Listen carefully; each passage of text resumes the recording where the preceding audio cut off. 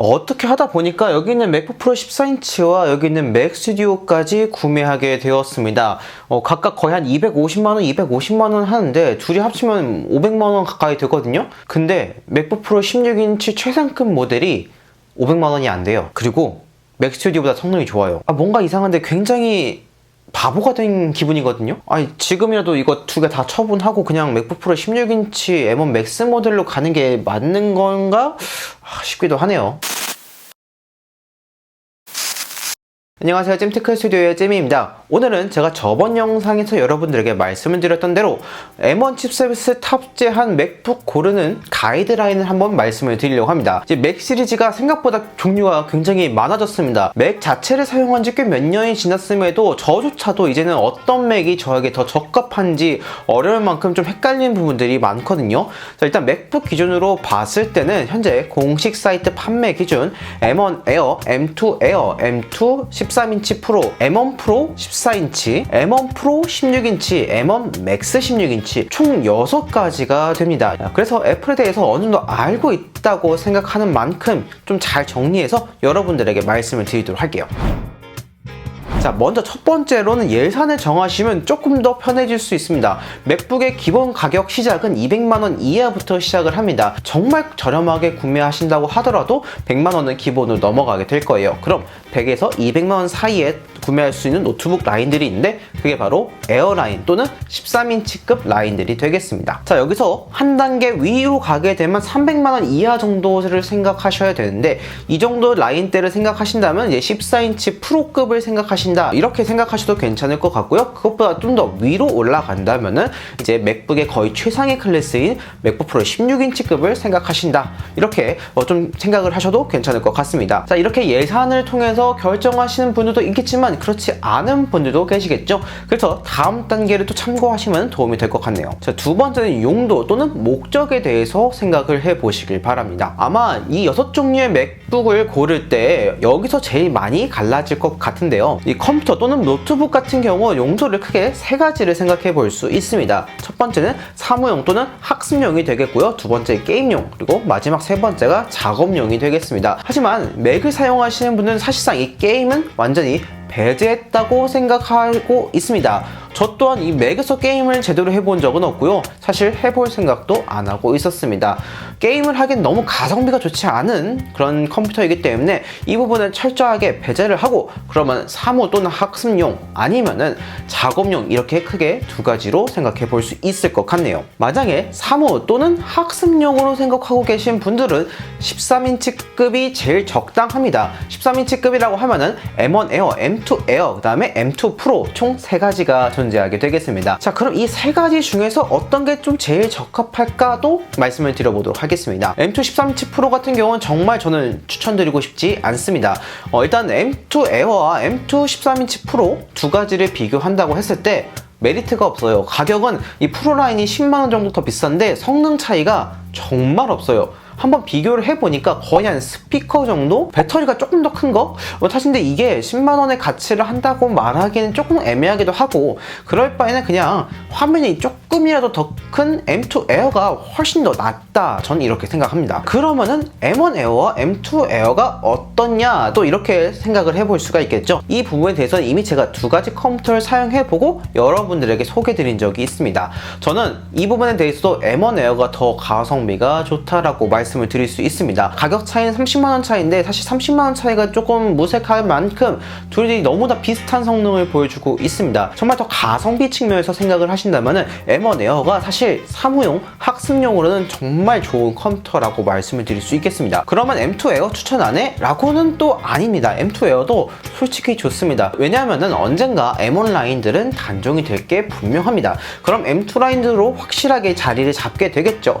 그러다 보면 또 이 M2에 최적화가 되고 M1은 그만큼 밀려날 수밖에 없게 되겠죠. 이런 부분들은 아마 소프트웨어에서 그런 자체적인 좀 갭을 둬서 애플에서 좀 확실하게 좀 이렇게 갈라서게 할 것 같거든요. 그렇기 때문에 조금 더 장기적인 측면을 생각하신다면 한다면은 M2 에어도 저는 괜찮다고 생각합니다. 자, 다음으로는 작업용으로도 한번 생각해 보도록 하겠습니다. 작업용을 생각하시는 분들은 웬만하면 13인치급을 사지 않는 걸 추천드립니다. 제가 간단한 작업용 정도로 생각을 하고 M1 에어를 구매를 했다가 바로 환불을 했습니다. 애플 실리콘 자체가 사실 이 CPU 코어는 거의 차이가 없고 다 GPU 코어만 차이를 나게 만들었거든요.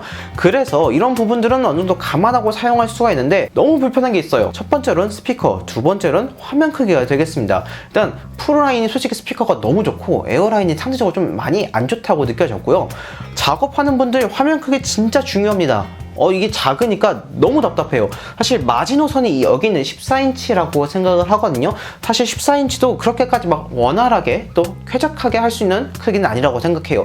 정말 작업용을 제대로 사용하신다면 16인치가 맞겠지만 16인치는 가격이 너무 비싸다 보니까 14인치가 마지노선이라고 이렇게 말씀을 드리고 있습니다. 그리고 이 14인치와 16인치의 성적인 측면에서는 똑같이 M1 프로 칩셋을 탑재한다면 완전하게 동일합니다. 달라진 건 딱 하나, 배터리 타임밖에 없습니다. 만약에 16인치까지 갈 생각이 있으시면은 M1 맥스 칩셋을 선택하시는 게 훨씬 더 가치 있게 선택하시는 부분이라고 생각하지만 가격이 좀 말도 안 되게 비싸져서 이 부분은 조금 더 잘 생각해 보시길 바랍니다. 그런 점에서는 제가 선택한 맥북 프로 14인치 M1 프로 모델은 정말 프로라인에서 가성비가 좋다, 또 이렇게 말씀을 드릴 수 있을 것 같네요. 어느 정도는 에어라인도 괜찮지만 방금 말씀드린 디스플레이 크기 때문에 저는 얘가 좀 가성비가 좋은 라인이 되지 않을까, 또 이렇게 추천을 드리고 싶네요. 자, 이제 마지막으로 CTO도 말씀을 드려야겠죠. 맥북에 또 어려운 게 바로 이 CTO가 되겠습니다. 코어 수를 늘려야 되냐, 램을 늘려야 되냐, SSD를 증가시켜야 되냐, 이런 질문들 정말 많이 받았습니다. 왜냐하면은 가격이 좀 말이 안 되게 비싸요. 한 단계가 업그레이드 될 때마다 뭐 거의 기본 30-40만원씩 올라가니까 쉽게 선택할 수도 없고, 그렇다고 내가 원하는 사양을 적절히 맞춰야지 제대로 쓸 수 있으니까 이런 부분에서 진짜 많이 고민하실 것 같은데, 이게 인텔 칩셋이었을 때는 정말 중요한 요소라고 생각이 듭니다. 하지만 애플 실리콘 넘어오면서 CTO는 사실 조금 의미가 많이 무색해졌다고 생각합니다. 그만큼 애플 실리콘이 정말 좋다라는 뜻이 되겠죠. 자, 일단 한 개씩 한번 살펴볼게요. 먼저 코어 수 업그레이드, 저는 이거 정말 추천드리고 싶지 않습니다. 사실상 성능적인 측면에서 그만한 가치가 없어요.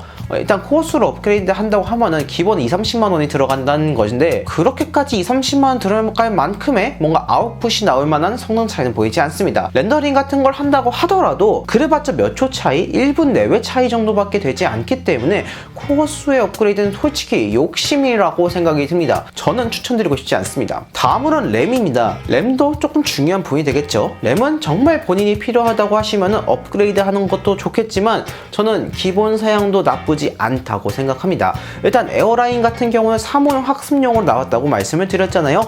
그렇기 때문에 이 램 8기가는 그 사용 목적 한에서는 정말 적당한 램 용량이라고 생각이 듭니다. 그리고 프로라인을 넘어오게 된다면은 아무래도 작업 목적이 있기 때문에 기본 램이 16기가가 됩니다. 기본 램이 16기가 정도 된다면은 영상 편집을 할 때에도 그렇게까지 부족한 램 용량은 아니라고 생각이 듭니다. 애플 실리콘으로 바뀌면서 램 관리가 너무나도 좋아지다 보니까 16기가를 한다고 하더라도 꽤나 쾌적하게 원활하게 사용할 수 있다는 장점이 생겼거든요. SSD 같은 경우는 조금 다른 측면인데 이건 정말 지극히 개인 취향입니다.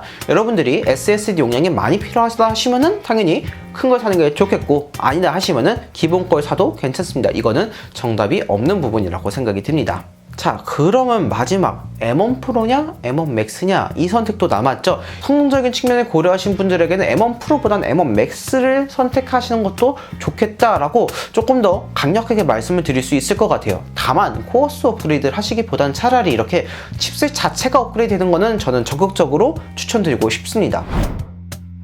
자, 이렇게 아주 빠르고 간단하게 여러분들에게 맥북 프로 선택 가이드라인을 말씀드렸습니다. 어떻게 보면 이 맥이라는 컴퓨터 자체가 사용 목적이 꽤나 뚜렷하게 있는 제품이기 때문에 조금 더 기준이 명확하게 생각하신다면 선택하는 데 있어서 조금 더 편하게 선택하실 수가 있게 되겠습니다. 자, 그리고 이제 곧 M2 맥북 프로가 나올 수 있다는 루머도 있습니다. 새로 이제 10월 24일에 공개되는 이벤트에서 나올 수도 있다고 하는데, 제가 이걸 대본을 준비하려고 애플 공식 사이트에 들어가 보니까 조금의 변화가 생겼더라고요. 적어도 맥북 프로 라인 컴퓨터가 나오거나 아니면은 맥OS가 업그레이드 되거나 둘 중에 하나는 분명하게 있을 것 같거든요. 근데 저는 일단 M2 맥북 프로는 생각하지 않으려고 합니다. 여태까지 보여줬던 행보는 그렇게 좋지 않았습니다. M2 에어가 나왔을 때 사람들의 반응이 그렇게 좋지 않아서 오히려 M1 에어의 판매량이 증가한 부분도 있었고요. 이번에 새로 나온 M2 아이패드 프로 역시 그렇게 반응이 좋지 않습니다. 왜냐면 가격이 기본으로 20-30만 원이 올라가는데 그만한 성능을 요구하고 있지는 않거든요. 애초에 구매하시는 분들이 그 정도 바라지도 않고 그냥 M1 정도 급에도 충분히 만족하기 때문에 오히려 M1 칩셋 탑재한 라인들이 더 판매량이 증가하는 모습을 보여주고 있습니다. 저는 이 부분이 새로 나오는 맥북 프로에서도 동일하게 적용될 거라고 생각을 하고 있거든요. 그리고 M2가 나온다고 하더라도 이런 기준들은 사실 크게 변하지 않기 때문에 이 기준을 생각하시면서 여러분들이 맥을 선택하신다면 조금 더 현명하게 소비할 수 있을 거라고 생각이 듭니다. 오늘 영상 여기까지입니다. 이 영상을 보시고 도움이 되셨다면 좋아요와 구독 버튼 눌러드리기 부탁드립니다. 감사합니다. 이상 잼이었습니다.